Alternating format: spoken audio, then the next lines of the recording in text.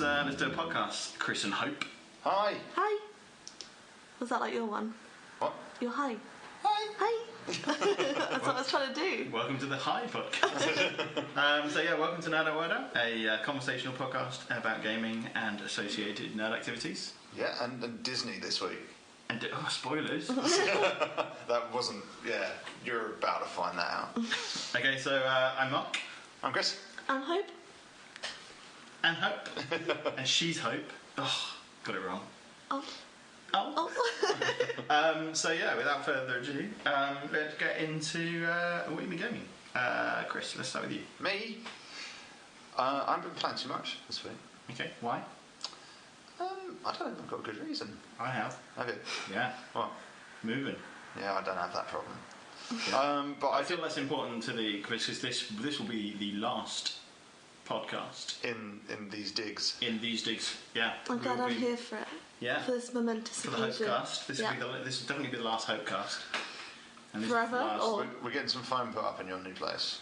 Just foam up. It'll be like Ibiza 1990. It'll be us in bikinis in the float. Glad it's a podcast and not a video. Yeah, it's going to be our first video podcast. Go back to you, Chris. You just haven't been gaming because of things.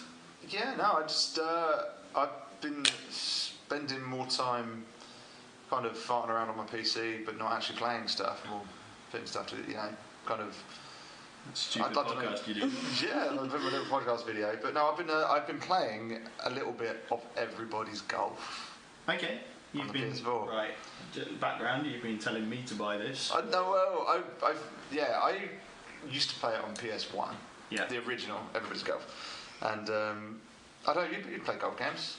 I have played golf. Is this the one where you walk between the shots? Kind of not.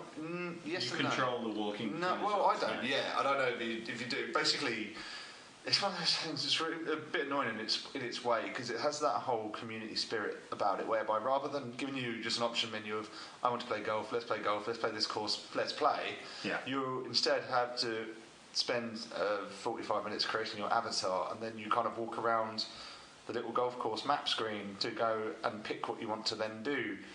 And the idea is that if you see people on your little map screen that have certain costumes, outfits and features, that you think, oh, how did they get those? I'm going to talk to them and ask them. And then you say, I won this competition. You go, oh, let's go and find that competition.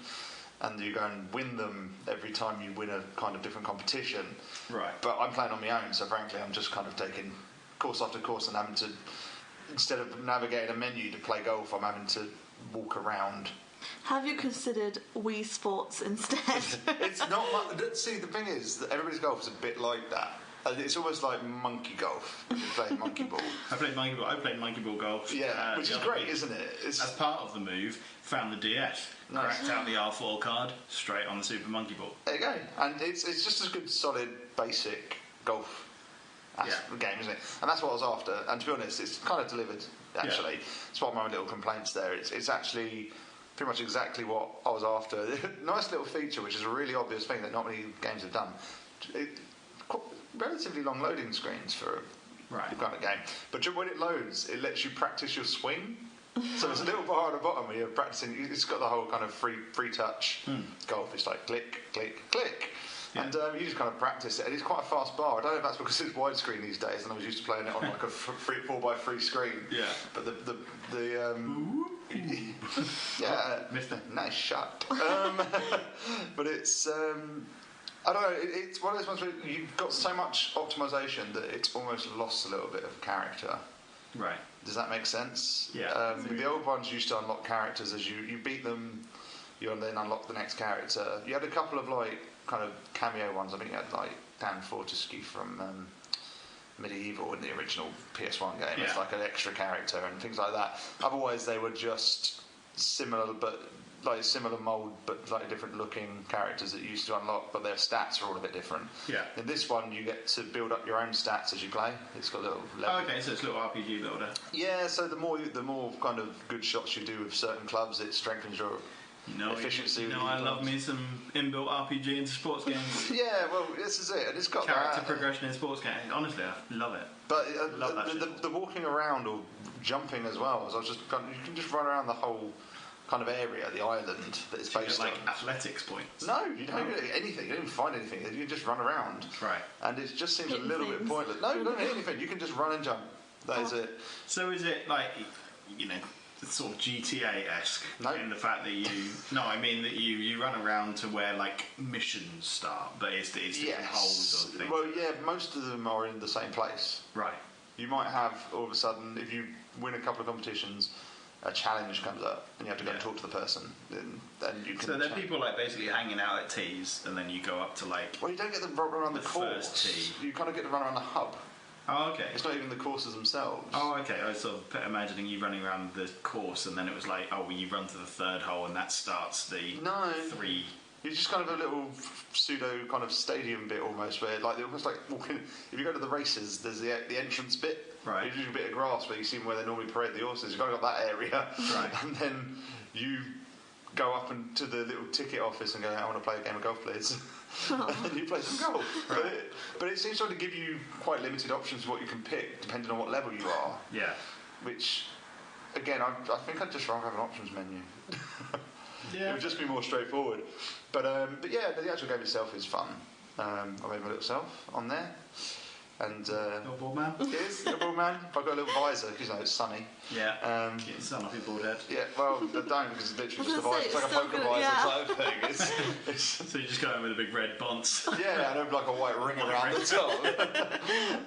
But at least the sun's out of your eyes. That's exactly. the main thing. There's no glare.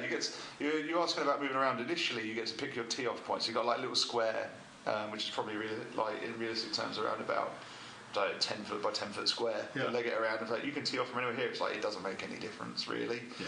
You pick your place, and there's other people kind of playing as you play it until you start your swing. Then everything freezes, so it doesn't distract you. And then you just knock your ball over and you just carry on. It pretty much picks the best club for you. Yeah. Okay. You can change it if you want, but there's really not much point. That's good though. It's sort of like I find quite often step. Yeah. When I play sports games now, because they're now simulations, they're almost too much hassle. Yeah. So I used to love playing the Madden games, but now I'm pretty au fait with NFL more than like the average Englishman. Yeah. But now I play them and I'm just like, there's too many options. Yeah. There's too many players to choose from. You've got to like pick your squad, and you've got to make. It's not just like who's the best running back now. No. It's like you've got like 30 options, and you've got to work out like which stat is best for this and stuff like that. And it just becomes too much. Whereas sometimes I want to play a sports game where it's just like, throw the ball or hit the ball into the hole. That's I used to like playing the Mega Drive ones because you used to pick the play, then the players sort himself out. And to be honest, I don't even know if the players did sort themselves out. You just saw about 5 of your guys run off and another 5 run on. Yeah. I don't know if that was actually those guys had any real names. They were just numbers on the pitch. And usually it was like you had the choice of like say 25 players. Yes, yeah. But it would bring up 3 and be like, these are probably the ones you want to pick. One of these 3. Yeah. So they'd be like, this is a good running. Yeah, this is a good running play. This is a good throwing play, and this is a good play. It's like which one do you want? Click, click, click, click, hunt. Yeah. Go. But yeah, so no, it's fun. I'm very early doors in it. I've probably played about 2 hours of it, so it seems like there's a lot more. An hour and a half that was making you a little ball man. It really was. No, a chunk of it was. It took more than I was happy with, to be honest. All right. Pick your eyes, pick your face, pick your skin colour, and all that. You can pick from a stat. Sorry. Like a me, like on NII. They look more like the avatars you get on your Xbox 360. Oh yeah. Okay, slightly cartoony, but more that's what they look humanoid than. Yeah. Yeah. But they're just. I don't think he's got that much personality yet. It might be because that every time I make my character, he's bald and he looks like default man. It's just like Hitman. Yeah, pretty much. Hitman, but it doesn't even have a suit on. I just pick something that looks like my shoes and off I go. That took me 45 minutes. But yeah, no, not playing too much other than just dipping my toe. But I will get a bit more on it. I kind of wish that I could play it with more people, but at the same time, I don't want to play it with anyone new. That's pretty much my summary of how I play games these days. That's also your social life as well. Yeah, it is. I want to hang out with more people, but I don't want to meet anyone. Hope, what have you been up to? It's been a while, so yeah. Been up to for like 6 months. A fair amount. So most recently... She graduated. That didn't stop anything. I played more games, probably, around graduation time. Most recently I played... So Life is Strange 2 had a new episode out, episode 4 came out on the 23rd, and I played it on the 23rd. What are we on today? 30th, 27th? Don't date us, whatever you do. Whatever it was, a few days ago. But I saw just don't date us.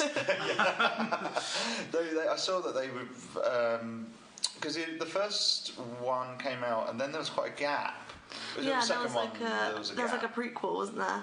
Yeah. Before the storm. Yeah, and now there's a sequel. Well, no, it wasn't before the storm. There was another one, which was The Adventures of Captain Spirit. That was like that was like testing for Life is Strange 2. Like they put out like one mini episode to see how I guess the new engine would work, and then they released Life is Strange 2, and he's in Life is Strange 2 briefly. I take it. Yeah, there's a connection to it there, but they there seemed to be a bit of a gap when they released either the first. It might have been the first, or it might have been from the second to the third or whatever. But now they've started talking. They're doing they're really pushing the season pass again.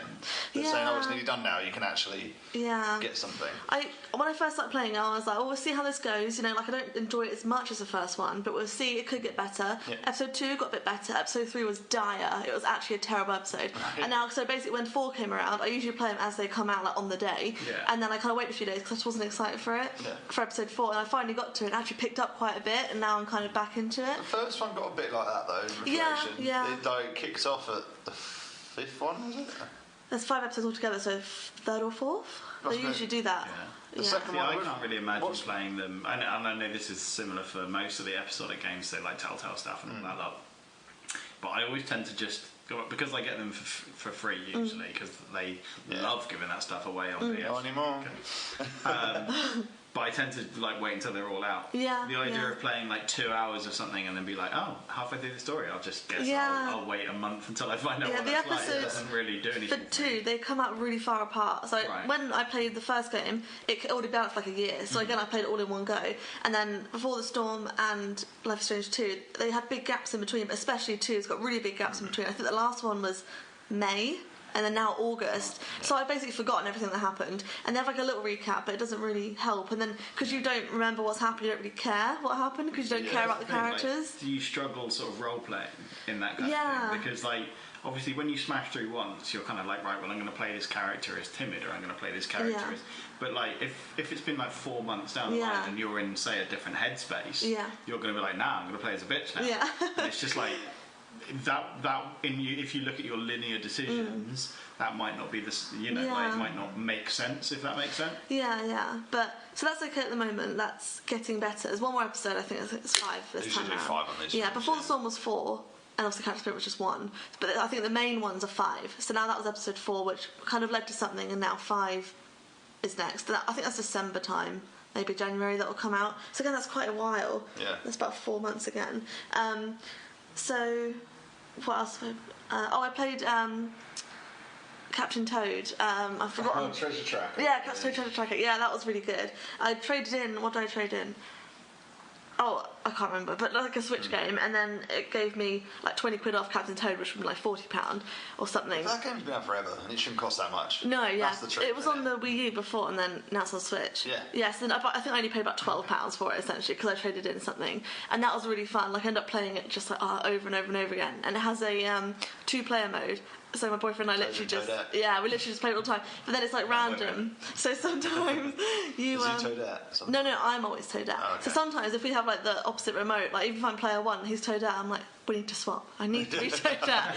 My daughter does this with Lego Batman. But yeah, that was really fun. It was just those little puzzle games, and it was all in one kind of area. It was almost like Mario Galaxy, it was all on one planet, and it's all in. You just have to traverse around. Could you switch the view around it? Yeah, but then when it's 2 player, it's so frustrating because if you're not talking, but if you don't tell each other, you'll just quickly turn things. I'm so angry with you. I don't want to talk, but we can play too. But if you don't give someone a heads up that you're turning, because you'll just think about what you're doing, so you just twist the camera, so you'll be in the middle of doing something, and the camera will just move, and it was so frustrating. But then eventually we were okay, you have to tell me when you're going to move it.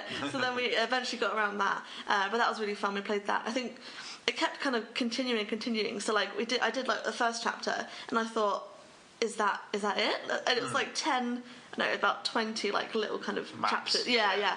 And then there was like a chapter 2, which had like around the same, and then chapter 3, and then like an extras, and then DLC where you could get like Mario Odyssey levels. Oh, okay, right. So it kind of went on forever, which is a good thing because I thought it ended really quickly. That was lots of fun. Psychonauts. I finally completed Psychonauts. Yes. After like years of picking it up and putting it down and picking it up and putting it down.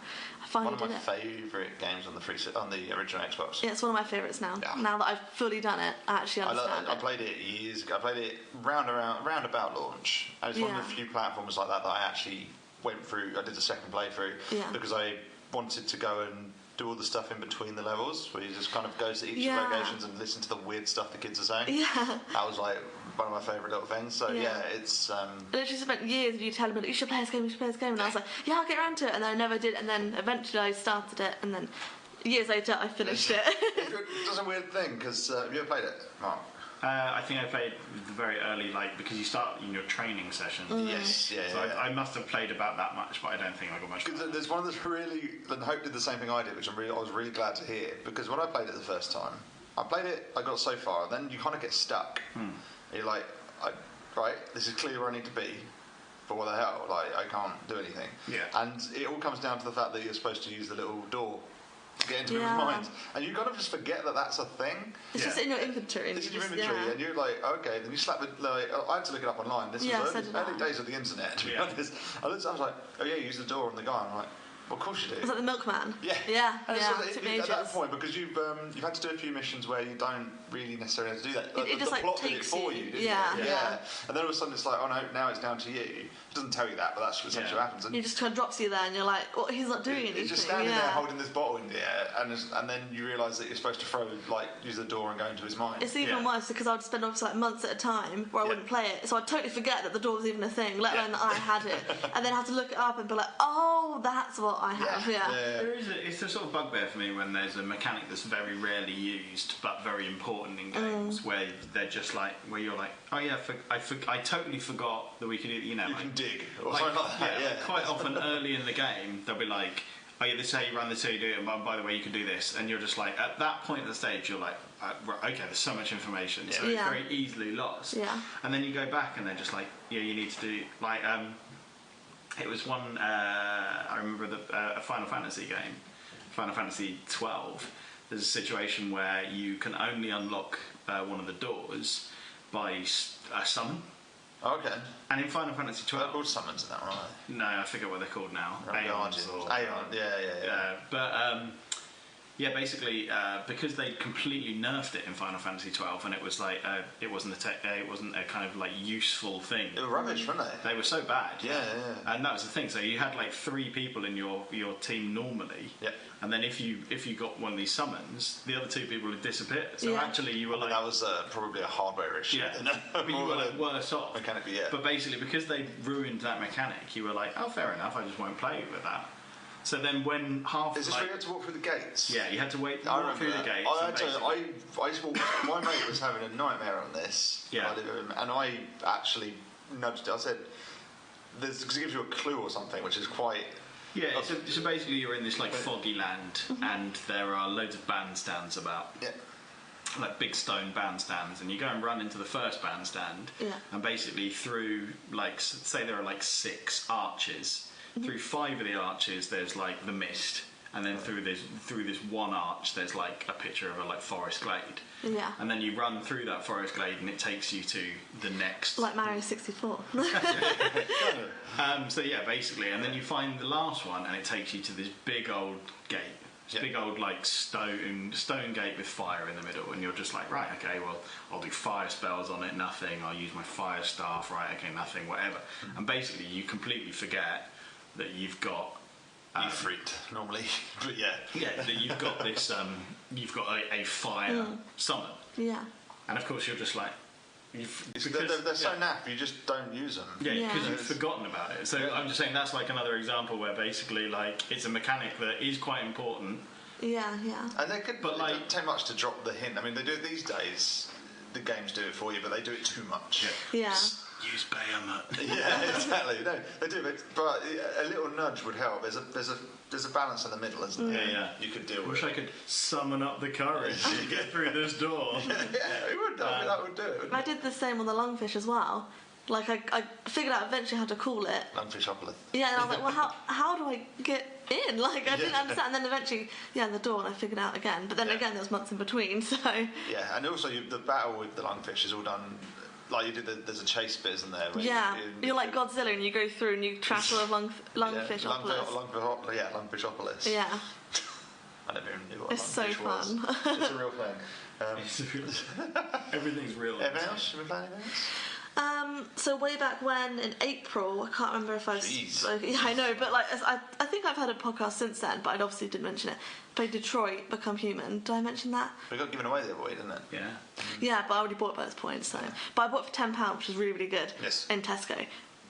What was my point? I really enjoyed it. Yeah.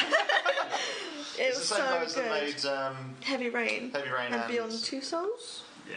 Yeah, and there was another one on... basically all of the games that have been given away. They did Omicron, they did Nomad Soul as well, didn't they? And there was another one on the Fahrenheit. Yes, them as well, I believe. But yeah, I watched Heavy Rain because I didn't play it, but I was. But it's one of those ones. If somebody else is playing it, you can get into it. Yeah. So I watched that one, and then I played a bit of Detroit. Kind of took turns playing it, and it's so fun. I know lots of people have complaints about it, but it was genuinely a really good story and quite a fun game to play, even though it's mostly kind of options and stories. Yeah. But it was really, really good. I really liked that. We talked about it for just like months afterwards, like all the possibilities and what we could have done, and we talked to other people about their endings and their options, and we kind of pieced it all together, like what the overall story would be. And it's really, really good. So did you play more than once, or did you just go through and be like, that's my experience? Yeah, so far I've only played it once, and that was like ours. But then I took it home and played it with my sisters. Didn't, because I was only there for a few days, so I didn't play it for the whole game. But I got to a certain bit, and then they made the choices, and I played, and then that was like a completely different story. So I know a bit more now, but we do have like our one playthrough, which is what that's our lore. That's what we know. That's the lore of the story as far as we know. So you know how to spoil it. I do know other options because I asked other people, and we will replay it eventually and pick the complete opposite of what we would have done the first time, because I do like Life is Strange and stuff just to see all the endings and that. But we haven't got around to it yet. But that was really fun. I tend to just have a sort of true playthrough. Yeah. And I don't tend to replay games.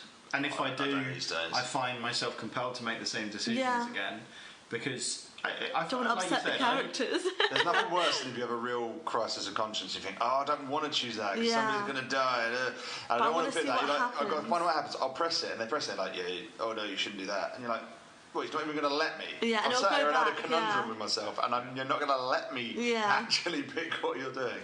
Life was Strange is a bit like that in some places. It kind of pushed you back in. Yeah, that's why you could find I'm quite good. I mean, I obviously usually play as a good character, but I am quite good at kind of like following what I think characters would do. Yes, And almost what the game wants you to do to get the most out of it. Yeah, so it's not always kind of like, well, what would I do? I'm more just like, oh, well, at the moment I'm this. So especially... You're clearly upset because somebody's just died or something, and I've got to be erratic so I can do that. It's like, I don't know if you've played the Banner Saga. No, I know of the Banner Saga games. So that's a sort of like turn-based tactics game, but it's also very heavily... based around like choices and stuff like this. But the interesting thing about that is that you quite often play as like maybe 4 or 5 characters, making the decisions for them and saying what would he say, what would this guy say. So basically you can't just do that whole like, well, what would you say all the time.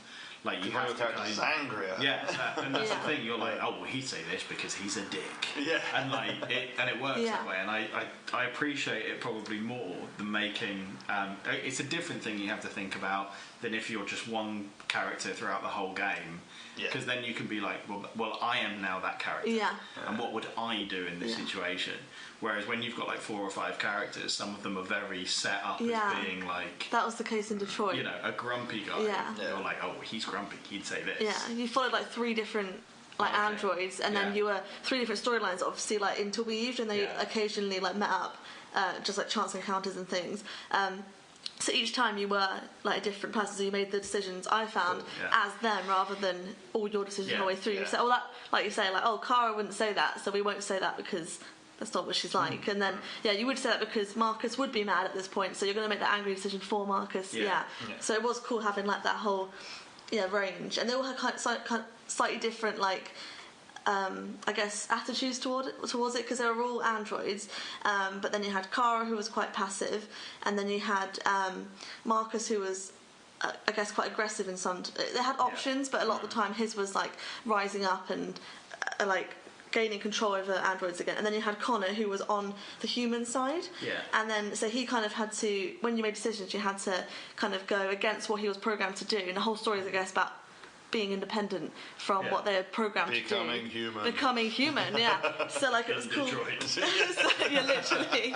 So then, each one you had different ways of doing it because each one had different paths they were going to go down regardless. So, I think that's. I've got it to play, so I'm going to play. I'm going to play that one with my wife. Yeah, it's good. I do think like that. It's becoming a thing, and I think GTA 5 did it amazingly, where you get one story told through 3 characters that are all very different, and it forces you to play through the mind of them. Yes, You know, the nice thing about GTA is with Trevor, you did feel like you could do whatever you wanted. Yeah, that was how everybody played GTA 2, for example. Like GTA 3, Vice City. That's how people were generally that's the one I identified with the most. It's like I used to. Sometimes you play a bit of story, sometimes you just did whatever you wanted, and that part of me would have come out of whenever you play as Trevor, you're kind of like, I don't care because there's no repercussions. When you play the others, there's a little bit more. You do, and that's the point. It gives you the freedom to go mental without ruining your game. Because if you're playing normally as I forget what Michael. No, well, not in GTA 5. What was the guy in Vice City called? Oh, God. Anyway, so you're playing as him, you're playing a normal straight playthrough, and then you're like, do you know what, just today I want to just drive over cops and shoot people. I'm going to run my scooter off of a roof. It's out of character, whereas obviously Trevor, you know, because you could swap between the characters anytime you wanted, you're just like, today I'm in a Trevor mood. Been hearing anything else? I played a little bit of Unravel. Do you remember like the little yarn? Yeah, I never played it. That was free like 2 years ago. Yeah, so we had it on the. I don't think I was on there when that was free. Were you not? No, I think you were. But it was because I have it on the PlayStation. And it's just been like it's just been like in the library, and I was going through and I was like, what should I have a go at? Because I was like alone for like most of the weekends. So I was like, I'll see what we can do, and then had a go at Unravelled, which was quite fun. But then it just got a bit tedious. Like it was a lot of just jump, hang, swing, jump, and then the puzzles got a bit annoying. Was it from the people who did Little Big Planet, or was it linked? That's Media Molecule, isn't it? They did the paper one. Tearaway. Yeah. That's what I'm getting. Yeah, they've got a similar vibe about it. And to be honest, I was about to say the same thing about Tearaway. Is that it's fun, it's nice, and it's inventive, and I like it, but it almost takes too long to do too much. I played that one with my daughter, Robin, and she loved it because there's a bit where you flash the controller around like a light, isn't there? I love it, She really enjoyed all of that little. And it's all made out of paper. It's just so cute. You can't really die. No. Because if you do, you just reset where you... But you can in Unravel. Like even stupid stuff like just jumping off something too high and you would just splat, and then you have to keep doing it again and again because you haven't figured out exactly the right thing to do. So it got a bit annoying after a while. I think I streamed it on YouTube, and there is like maybe like a 20-minute period where I'm just doing the same thing over and over again, but I haven't figured it out yet. That's the worst thing is when you're playing when you're streaming stuff, which you do a lot more of these days. I stream most things. And you want to be good at it. You are worried to do something stupid. Because you can tell someone's watching like, why haven't they figured it out yet? Someone's either shouting at me or somebody's like, oh my god, this guy sucks. And it's like, do you know what? I don't actually care if I suck. I honestly don't. Yeah. But now people are watching and I care a little bit. Yeah. I don't care what you think about me, but like me. Yeah, pretty much. But I think that's everything recently. I got some new games for my birthday, which I'm excited to play. 2 new Switch games. Doggos. Little Friends, so the thing is, I wanted it. Is that just not like dogs? Nintendo. With a Z? No, it's more like Nintendogs. I don't understand because it's not Nintendo who made it. It's a different studio who made it. But it's exactly the same as Nintendogs, but different like, I don't know, menus or something. It's essentially the same thing with less breeds. But I wanted it for a while, but I didn't want to buy it myself because the Switch games. Does it have your dogs on it? Does it have Jack Russell on it? But it has Shiba Inus, and Chihuahuas. Of course it has Shiba Inus. Exactly. Right? That's like the face of the game. Yeah. So, I didn't want to buy it myself because one of those games where I might know to be fun for like an hour. You know? And like, it's gone down, I think it's like 20 quid a game. Play it at home whilst you're at home. Yeah, but I don't have 20 quid though for a game where you're like. Yeah, exactly. It's why I got it for my birthday because I didn't have to buy it, so it works out. And then I also got Yoshi's Crafted World, which I've wanted for ages. Yeah, that's good. Yeah, when I went to buy Captain Toad, it was a toss-up between Yoshi's Crafted World or Toad, and eventually went for Toad because it's slightly cheaper. And then I got just because of the trader value. Yeah. And then I've got Yoshi's Crafted World, so I'm really excited to play both of them. And again, that's like Unravel and Unravel. I played Yoshi's Woolly World. Yeah, essentially the same thing, isn't it? But crafts. Woolly World. Woolly World. But now it's more crafts than just like knitting. Yeah. So I'm excited to play those, and that's everything for now that I remember.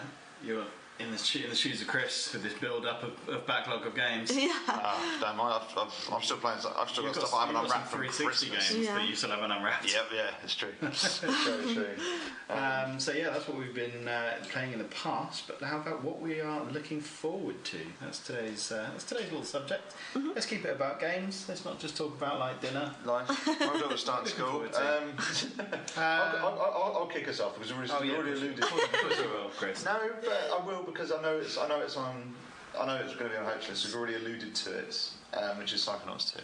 Yeah, that got pushed back though. Next year. Well, yeah, but we didn't explicitly say this year. We just said as long as it's been announced, we know it's really happening. Yeah. No, but I mean, it was this year, now it's been pushed back. It was also last year. Oh, yeah. It's Take Two. Is it Take Two? No, Double Fine. Double Fine, yeah. Yeah, the first one was pushed back forever too. Oh, really? Yeah. It was always going to be the case, but I was just happy it was ever actually happening, to be honest. I rewatched the trailer once I finished it, and it is quite sentimental, and you're like, he's a Psychonaut, and it's all HD, and it looks good. It starts, like, really quickly after the last one finishes. Oh, it's not a big window. Yeah, because they take off at the end, don't they? Yes. With, like, Sasha. They've got missions. Her dad's been... your friend's dad's been... Yeah, Lily's dad has been kidnapped or something. Yeah. And that's kind of like the end, and you're carrying on. And I don't know if that's exactly... Because that Rhombus of Ruin... Have you heard of Rhombus of Ruin? Maybe. It's a VR game. Yes. There's a VR but I didn't obviously play it. That carries on right after that. Yeah. And I think you crashed a ship. And that's quite interesting, quite good, actually, because VR game, obviously... like opens up opportunity but at the same time limits, especially for Psychonauts. Yeah, but the visuals. You get apparently you're stuck in you're strapped in your seat. I haven't played this, but apparently you're strapped in your seat in the so you can't move, which is kind of good for the VR side because you can move your head around and look around and move stuff, use your telekinesis on stuff and things like that. And apparently it's a fun little VR game, as they do. It's not particularly long, but it's this follows on from that again. They're putting a Kingdom Hearts, so they're putting it on like different things so that you can't keep up with everything, like different consoles. Different formats. But I'm intrigued to see. I take it we're going to have to start learning, obviously, some new psychic abilities, but also whether we're going to lose some old ones. Yeah. What was your favourite? Mine was levitation. I used to just roll around the ball all the time because it was quicker than walking. I used to float around a lot. Yes. Roll around it and bounce really high, and then float down everywhere. You could cut chunks out of levels when you replay them. That and just generally the psychic blast stuff, and now and again just setting people on fire. Yeah, that was and being invisible, so you could just like walk past the sensors and things. I didn't. I mean, I did that when you had to do it, but I did it whenever I could do it. No, lazy. You get some funny stuff if you use the clairvoyance. Some people see because in the Milkman one. Spoilers. Towards the end of the game, you go to this asylum, don't you? Yeah. And if you go looking out of the eyes of certain people, they see the world differently, and it's like little. Yeah, it's quite creepy. You don't have to do it, but you can for fun. It's just little Easter eggs, if you like. And it's they see kind of things a bit differently, or little symbols bouncing around the walls that just are a bit goofy. I don't know. It's kind of the asylum freaked me out because I didn't obviously know what I was getting myself into. You just walk into it, and there's like little thing that keeps darting around. Yeah. You know, I can't remember her name, but it's like the little sidekick lady who helps. Who does she help? Which one are you talking about? The Psychonaut? Yeah, in the asylum. Oh, who is the bad guy? He's got the. Oh, I don't remember, but he's one. It was only a few weeks ago. But anyway, she appears all over the place. And when you go to catch her, she disappears again, and it freaks you out because she's so quick you don't see what it is, but you just hear and her jumping around. It's so scary when you're in an asylum. Didn't like that. It was. I mean, they've got so many ways they could go with it. Yeah. Which. Because the whole premise of the game is that the main levels are based in the minds of the people around. So The meat circus was really something. At the end of the game, you get two brains squished together. Right. So you've got a combination of your circus history and Oleander's dad's butcher. Yeah. His dad's a butcher, so you end up in the meat circus. Yeah. At the end so of the you're just game. like trapezing like off like ribs and stuff. Yeah. And there's like the bit at the end which is like a big chase, well, a big escape, kind of the whole big top's burning down whilst you're climbing stuff and jumping around. But no, it's got a lot of imagination. It's still being made by the original guys. Yeah. Tim Schafer, isn't it? Yeah. It's the guy who did Day of the Tentacle. Yeah. I got worried when they became like partnered with Microsoft Xbox. That was I was like, this is it, I'm going to have to buy an Xbox just for Psychonauts 2, but they've said that it's on across the board. It's alright. Well, they did with Minecraft. Microsoft owns Mojang, doesn't it? So Minecraft's still on everything. Yeah, so we're safe. We're safe. And alright, one of yours. What do you fancy? I have a big list. So I think. So we had Gamescom, didn't we? Like 2 weeks ago. Yeah, only recently. Yeah, and then that's Little Nightmares 2, which is really, really good. You love the first one. I love Little Nightmares, and they really made it out there wasn't going to be any more. Like, they did DLC. Did yeah, it was kind of its own contained story, but it had like cliffhangers, but also enough where you're like, I'm happy figuring out what happens by myself. Yeah. Yeah, there was an element of. Draw your own conclusion to it. Why did that happen? Yeah. Why did she do that? Yeah. At the end, especially. And they had, DLC where you play with like another person in like the, I've totally forgotten what it's called, but it's like a ship, like different levels of like a cruise ship, or something along those lines. And you play as another character in it, and you're basically retracing the steps of Six, like the little girl in the raincoat, but slightly different. But you see her kind of like pop up around. And again, that was like its own little thing, and you're kind of happy with that. So we did think it was, or me thought it was like the end, like there wasn't going to be any more Little Nightmares, and then announced 2, and the trailer looks really good, like just as spooky. Is it 6 again? Yeah, and some other new ones as well. So that'll be good, but that's not until next year again. I'm most looking forward to Planet Zoo, and you can laugh all you want, but I'm a big fan of Zoo Tycoon, like the original Zoo Tycoon. This is the Zoo Tycoon style game, so it's like theme park, theme hospital, but with a zoo. And yeah, but the thing is, let's not forget how excited you were for Jurassic Park Day. Yeah, and that subsided very quickly. Yeah, I traded that in like the next day. We'll see how this goes. But I'm very excited for Planet Zoo. Zoo Tycoon's a Microsoft thing, isn't it? Yeah. So I have an Xbox. Yeah. So we're kind of like, I've got a PC, so we're trying to like upgrade like the graphics card because my boyfriend again wants to play like other games that are like because there's like that Game Pass or something. Microsoft Game Pass. Yeah. And there's you can download those, can't you? Yeah. It's part of it. So there's loads of games on there he wants to play. Sure. And they also have Zoo Tycoon, one of the Zoo Tycoons on there. Like one of the more recent ones that I missed because it was on Xbox. Yeah. So then we're going to get it anyway so he can play games, and then if it's already there, I mean, I might as well try Planet Zoo. So that's what we're thinking. Or I'm going to have to find a cheap Xbox one just for Planet Zoo. Get one with a phone somewhere. Just get it done. Don't worry if you don't buy SAD. We can't help but find a cheap Xbox one. Exactly. It's too easy. So then it would make sense just to get Planet Zoo. But that's I'm quite excited for that. I won't lie. Also, more recently, did you see that Concrete Genie game on PS4? Was this Gamescom as well? No, this came out E3. Okay. Sony didn't have a big presence at E3. Might have been. Might not be. It's exclusive though, isn't it? I don't remember. I think so. It might have been the last year, but again, it's just been quiet for a bit, and it's out this October. So what's the deal with Concrete Genie? So what's the pitch? You're like a little kid, and there's drawing and painting, almost like a Kami, like where you have to kind of like paint things, but it's like graffiti and things, and there's monsters and bullies, and you have to do stuff with the paintbrush. That's what I remember from the trailer right this second. Really but it's like a kind of like platform, but you do like puzzles and you do paintings along the way, and it's just like a kind. I don't think it's going to be a long game, probably only like 10 or so hours. It's probably a bit like Little Nightmares.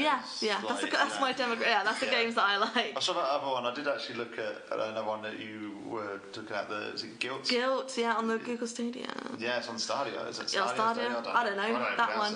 But that's the problem because that also looks really good. But I'm like, when am I ever going to get a Google Stadia? Yeah. Stadia. Are you going? What's your take on this? Can one of you please get one? No. It's pretty much just a box and a controller anyway. Yeah. It doesn't actually do anything of the work on its own.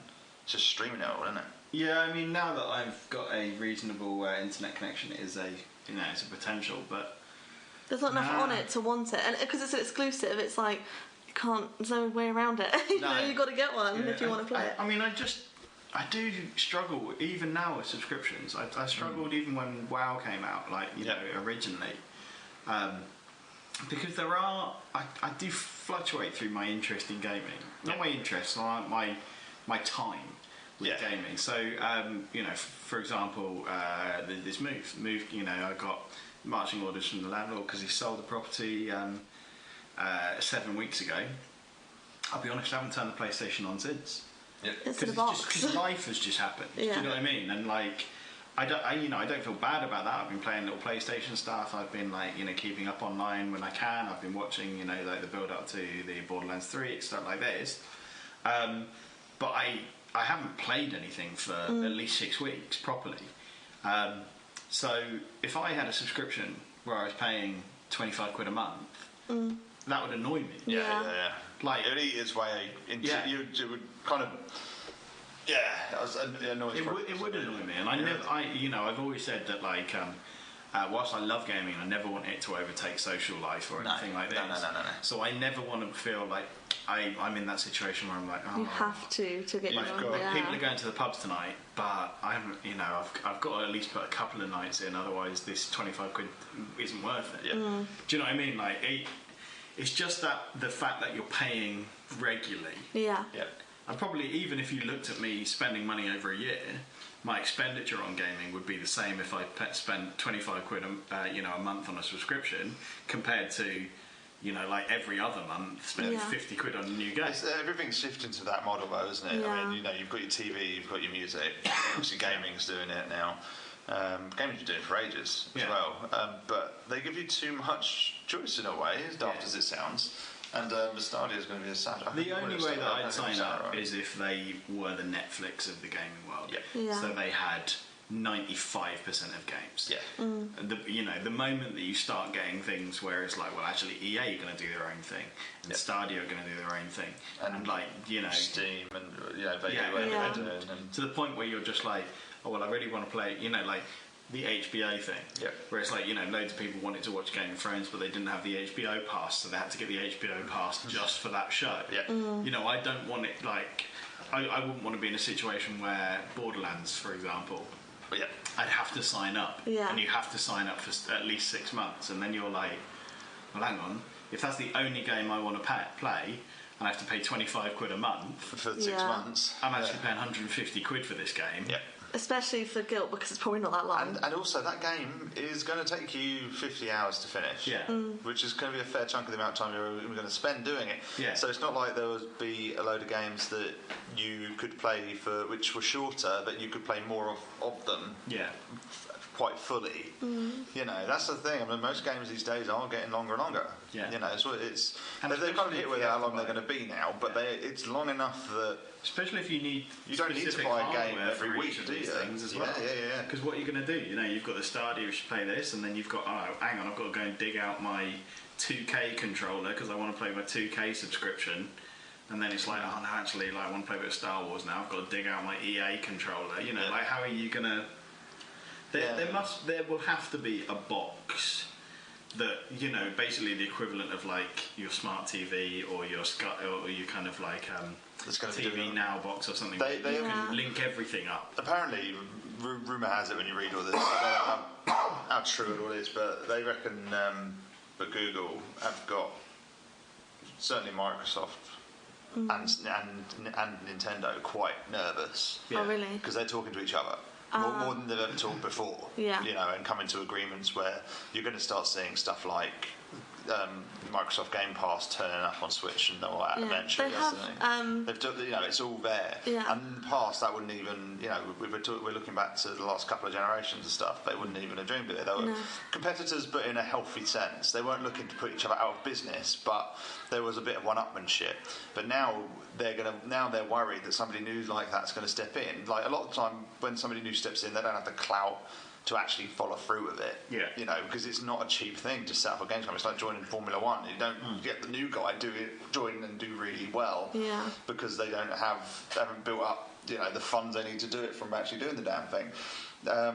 Whereas I don't know about Sony. Sony have always been a little bit out for themselves to a degree. Nintendo out to a point, but they're apparently open to it because they are nervous about it, that they're going to lose people to these. And maybe in time they will, but the ones that are here now, I don't think they're necessarily going to lose. Well, let's forget, since the Wii, which is 10 years ago now, 15 years ago, plus, they haven't had a massive hit. The Switch is selling. Yeah, the Switch is selling, but I'm just saying. But you also got to remember, they can float on the Game Boys alone. They can float on the DSs. They've stopped making them. Well, yeah, that's because the Switch. But what I mean is that they've had monopoly on that for years and years and years. Nobody could touch it. With a flop under their belt. Yep. This war chest, this amazing war chest that they've had forever, and the market superiority and stuff like this. It only takes a couple of years for your shareholders to start being like, what's going on? Yep. Yeah. What's going on? We were amazing, and now we're not amazing. Xbox this generation. Oh yeah. If it wasn't Microsoft behind it, I mean, again, maybe Nintendo could have taken the hit, but other people would have just pulled out. Sega had a couple of flops, and that's what got rid of them. Yeah, that's what I'm saying. Obviously, Xbox has had a really rough time of it this season. So maybe it's more Xbox approaching Nintendo and going, look, we know you're not doing amazingly at the moment. We're doing shockingly. So the two of us together. I think Microsoft have fallen back on their PC markets. Yeah, and again, because they basically you can't flog a dead horse that long. No. There is nothing they can do to turn around the Xbox now. No. Stupid stuff like releasing the SAD edition. That is not changing anything. That I don't get who greenlit that. Yeah. It was not for the prices they were talking. Yeah. That's the issue. They were chucking them out proper cheap. Well, they've obviously come out now and they are proper cheap. Yeah, but that wasn't the intention necessarily. There was more that, I don't know. I don't think that we're only just hitting now where people are happy to do it. Yeah. And if you've got a console that has physical copies of things, you can't then make the same console but without it and expect it to be what turns your business around. Yeah. The reason the Stadia or whatever is going to do okay is because it's launching as what it is, rather than starting as one thing and changing its mind. I don't know. Sony were the ones who bought the technology initially to do the whole streaming thing and I don't know that many people with the PS Now kind of subscription. Really? No, it's never even occurred to me to get involved with it. But the Switch is releasing a new version, which is the Lite, weaker. Oh yeah, Lite. I was gonna say mini, but Lite. Cheaper, less options. So it's. But that's because I think they're trying to. The idea is to tap over the handheld. Take over that, take it back. Nobody's taking it from them, but they've kind of expired themselves. They've run it. The 3DS has run its course now. They've done 4 different versions of it. Yeah, 3, but they did that with all of them. Yeah. They had the DS, the DS Lite, the DSi, the 3DS. And XL. Yeah, and the new 3DS XL with the extra buttons and the amiibo and exactly. So it's rather that I don't know they've combined the two, or maybe they decided that they're going to edge away from the actual TV side. I do personally think it's a bit big. For what they was, I still don't see people outside of them. So this is what I'm saying. I think the Switch is perfect in its mobility for curling up on the couch. It's really good. Or on the bog. Yeah. Let's be honest. Yeah. I'm playing. I forgot to say Ace Attorney, Phoenix Wright Ace Attorney at the moment. You walk in Hope's house. It's like, it was. Oh, sorry, she's just in the bathroom. Objection. But that's good. Because I don't really like playing too much handheld. But games like that where it's mostly just talking and moving from room to room, that's good on handheld. And then it's also good on the big screen. I know you made fun of me for saying that last time. On the big throne. But that's the main thing I play handheld. I think that's the only play. And then now it would be Little Friends that I play handheld. That'd be the only thing I really play handheld on the Switch. Could you not let's say they released Little Friends on your phone. I don't like phone games. Yeah, but Little Friends probably work on your phone. Oh yeah, it would. Certain games work on a phone. I agree with you. I don't like phone games, but I've found a phone game I love. Oh yeah, you said My Pixel puzzle collection still going. I'm 54% free now. But There are certain games work, certain games don't, but something like that could work. Yeah, definitely, yeah. But yeah, but I'm just saying, going back to my point about the Switch as the replacement for the DS, I just don't think it is. I don't think it is. No. Do you think the DSs were for... There was a younger demographic, and I don't just mean kind of 10-year-olds, I'm talking like younger. Yeah, they came out when I was 9. And that was like my first like proper console since my PS1. Yeah. So yeah, that makes sense. And they had them all in different colours, you know, the pinks and the greens. Like, that's all it took. Yeah. No, it was Nintendo, so that's all it took.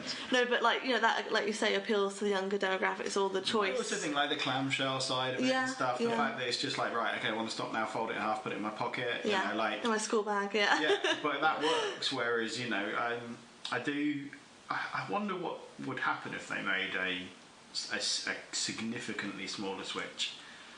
Like a DS, like that could be a proper handheld. Not quite a DS, but I'm talking sort of like, I don't know, 7-inch screen. Yeah, kind of getting phablet sized, basically. Like more, like the whole kind of like Amazon Kindle Fire, the smaller tablet world. You know, because that for me is portable. And you can see, you know, like I know it's like only slightly larger to get to the. They're also slimmer though as well, aren't they? The Switch is kind of heavy as well. Like it's not heavy, but if you're walking about, you're worried about dropping it. It's quite weighty, well, especially with the Joy-Cons attached. So that also contributes. I just sort of always think about like what's it like to get on the train. Yeah. Do you know what I mean?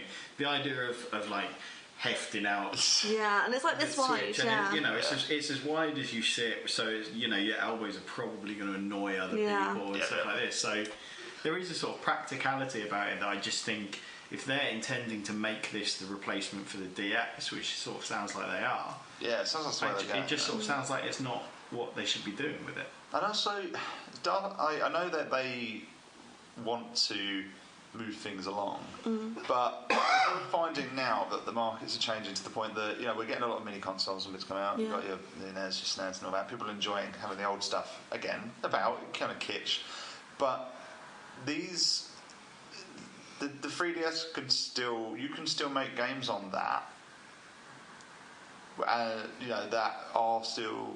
I don't know. I don't think the tech that's in it is dead yet. They still released Just Dance games for the Wii. Did you see that? Yes, I did. They still this year new Wii game. For people in like children's hospitals or old people's homes. People still buy enough of them, and it's not hard for them to make them. No. So they're doing it. It's just it's worth the money. Yeah. It's like a little institution unto itself, but. And that's great, and they did it with the Dreamcast when that got discontinued, which was people argue that his life was kind of cut short, and they were releasing shooters on that, which was their go-to thing was like horizontal scrolling or vertical scrolling shooters, and they were releasing those for a few years after the console was discontinued. So I think that it's not like the DS. I mean, Nintendo might not support it. You're not going to get the newest Pokemon after this one. Out on it, but there is room for other people to support this stuff. The problem with a lot of the time is that the hardware doesn't make the money. Yeah. So what they almost need to do is to make the hardware make the money. Yeah, but then that's the problem is then you outprice yourself in the market. We're not saying put the price up. I'm saying don't keep putting the price down. If there's nothing to replace it, then it is the latest thing. Yeah. Yeah. So you could let it do that, and rather than being, Game Boys always used to be when we were little ones, you used to get a downgraded version of what you play on your telly, whereas it changed at some point, and all of a sudden now you were getting completely different games, a unique game for the Game Boy, which was arguably better in some cases than you got on your telly. Yeah, there were specifically movie games I found were always completely different. It was just like the Castlevania stuff. They had you were playing the 2D Castlevanias on your Game Boy, and then they tried all different menagerie of 3D versions on the PS2 and on the N64 and stuff at the time, and they were rubbish. They weren't rubbish. They weren't great, and the 2D ones were better, and you were playing the more basic ones and enjoying them more on the handhelds that were kicking about. So make you can scale it back a bit. Don't try and make the games that are on the main console. Make a handheld version of those games again, rather than trying to make the whole damn thing. People don't want Civ 4 on their handheld necessarily. They could do that on their phone if they wanted to, but they'd rather just have a Mario game of some point, of some sort, something simple, a Sonic game of some sort. It doesn't have to be the latest 3D, because the Sonic games in 3D are rubbish anyway. Again, there's room for stuff. There is that fear about making sort of, I guess, DLC plus games. So it's just like, and I don't think that's a massive problem. I think it's just like, Borderlands, for example. Yep. Like Borderlands 2, they gave us a hell of a lot of content, yep. and then they gave us 5 now sets of more hell of a lot of content. Yep. And do you know what I mean? It was on the same thing, and that was DLC.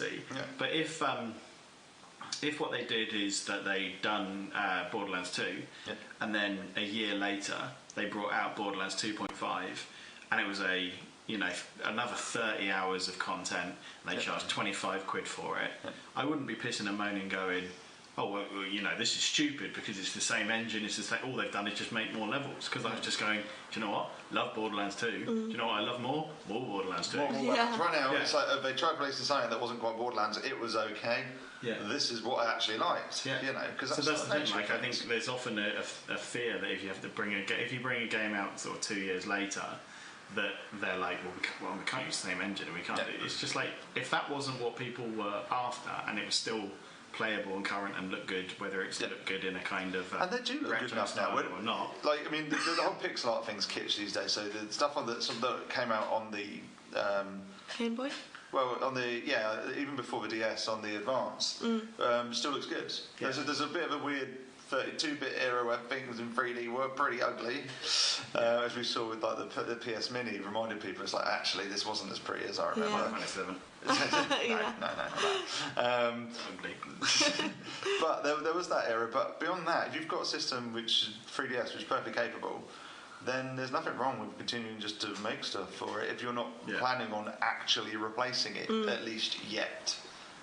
They're almost stopping it because, you know what, it's been out this long. Everybody, check your calendar, it's been out 10 years, or whatever, how long it may have been. Oh, well, we might as well stop doing that. What's next? I don't know, let's make the Switch smaller. It doesn't, you're leaving yourself with a gap there. There's nothing to take over it, really. Not in, Sony tried, never succeeded. There's weird little rumours about Microsoft trying it, but I really can't see them bothering if they can't get their own house in order. On the main side, they're not going to shift into that space. So I just think that just because the next thing comes out, I mean, there's progression. If something succeeds something, then eventually what was there before is going to peter off. But when you're not actually succeeding, you're kind of going off on a tangent. And keep going with what you've got for the time being. And especially if you can then make them cheaper. When I say that, I mean physically manufacture them to a cheaper level. And when you're selling them, they are, you are actually making money off of them. Yeah. Great, happy days for all. They could argue everybody's already got a Game Boy. It's like, well, then do something just a little bit extra to make him worth getting a newer one. They started releasing games at one point. They did the 3DS Plus of some description. 3DS XL? Yeah. But there were games that came out that you could only play on that. Xenoblade. Oh, really? You couldn't play that on the original 3DS. Because it's too small, or? No, just the hardware wasn't up. It needed to be better. And I don't know how many more they did. They tried to take a half step there and it didn't take off. Well, I think you always struggle with half consoles and only being able to play things on, like with the kind of 0.5 in the generation we've got at the moment, so the PS Pro and the Xbox One, the X, whatever it's called, the Super one. Yeah. The fact that you can play games and they look better on that, they run faster better on that, but you can play them on either, I think that's fine. I think when you start getting to the point where you're like, you can only play games on the PS Pro, you can't play this on the PS4. You start getting the 32X territory a bit. Yeah, you start getting to that world where you're just like... And grandma don't know the difference. The parents. Yeah. And like, what I love about a console, especially over PC, is that I can just walk into all the PS4 section and be like, I can play any of these games. Yeah. I don't want to have to then start going, actually, this is a, This is the gold brand or whatever. Because then you start getting into that, pauper territory where you're like, you got the boring one. But we all know from experience that those are mid-steps, and anything that does come out on that, if you hold on a year, they will release the PS5, whatever they want to call it, and they'll do a deluxe version of that. Yeah. You know, I never did it with Nintendo. Obviously, did most of their Wii U library on the Switch. However, that was because the Wii U died a very early death. Yeah, and those games are actually good. They just didn't get the. They didn't get the chance to. They didn't get a chance to blossom like Captain Toad. Yeah. Yeah, and Mario Kart and stuff like that. You know, even Breath of the Wild was a Wii U game. People don't even remember. But yeah, more talking where you're actually. You know the next generation's coming. Although normally by this point the prices have dropped on the hardware again, on the PS4s. They're normally edging their way down, but they haven't really much about. You know, the Xbox has been on sale every Christmas since year 2. But and that's what I'm hoping for Planet Zoo. You'll get one with your next mobile contract. It'll be fine. Yeah. Just the Planet Zoo console. Yeah, pretty much. And Forza. And with that, we're going to have to come to a close, unfortunately. Are you kicking us out? Not kicking it out. Time is kicking us out. We've waffled. Whoops. We've waffled on, and no, we can't. Now the waffles are gone. We've waffled out, and the waffle's out. No. So sorry to throw us out on such a left at the tangent, but we've hit the hour mark, and you the hour mark. I am the hour mark, and you've hit me, and I'm offended. But thank you, Hope. Thank you, Chris. Welcome. We've nerded out. And now the word is out. Boom chakalaka. Boom time. Okay, boom, thanks for listening. If you've heard our words and are hungry for more, you can find us at nerdoutwordout.com or on Twitter at nerdout_wordout, or you can search our new channel on YouTube.